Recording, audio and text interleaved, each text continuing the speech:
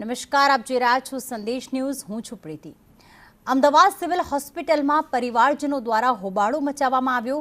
મેસમાં રસોઈ કરવા જતી મહિલા ગુમ થતા હોબાળો મચાવવામાં આવ્યો છે. પ્લેન ક્રેશના સ્થળેથી રસોઈ કરતી મહિલા ગુમ થઈ હતી. મેઘાણીનગર ડોક્ટર્સ બિલ્ડિંગમાં કામ કરતી હતી આ મહિલા. ત્યારે સરલાબેન ઠાકોર 2 વર્ષની બાળકી ઉર્વશી હજુ પણ ગુમ છે. પરિવારજનોએ ઘટના સ્થળ પર જઈને અને હોબાળો મચાવ્યો હતો.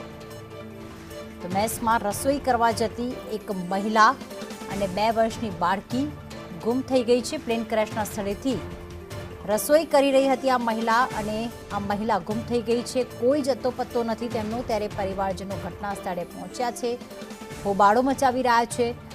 આ દુર્ઘટના એટલી ભયંકર હતી કે આખરે કોણ ત્યાં પહોંચ્યું, કોનું મૃત્યુ થયું તે હજી સુધી ખ્યાલ નથી આવ્યો. ત્યાંથી અમને ખબર પડી તો અમે પછી પાછળથી ફરીને આવ્યા ત્યારે ખબર પડી કે મેસ પ્લેન છે જે મેસ ઉપર પડી છે. ત્યાંથી બધા માસી નીકળી ગયેલા છે. ખાલી મારી મમ્મી અને મારી 2 વર્ષની દીકરી નહીં મળી શક્યા. અમે આખી રાતના સિવિલમાં છીએ, ત્યાં ગોત્યું ત્યાં નથી, બીએમએ જોડાયું ત્યાં નથી. હવે ત્યાંથી અમે આજ બપોરે અહીંયા જોવા માટે આવ્યા છે કે ત્યાંથી અંદર એક બિલ્ડિંગ છે. મમ્મી જ્યાં છેલ્લે પાછળનો અહીંથી જે પાછળનો ભાગ દેખાય છે ત્યાંથી એક બાજુમાં સીડી પડે છે, લિફ્ટની બાજુમાં ખાલી ત્યાંથી એક નીચે ઉતરવાની સીડી છે. અમને એવું એમ અહેસાસ થાય છે કે કદાચ ત્યાં ઉતરી ગયા હોય તો અમે એટલું ખાલી જોડાવા માટે આવ્યા છે. તો ત્યાંથી અહીંયાથી અંદર નથી જવા દેતા.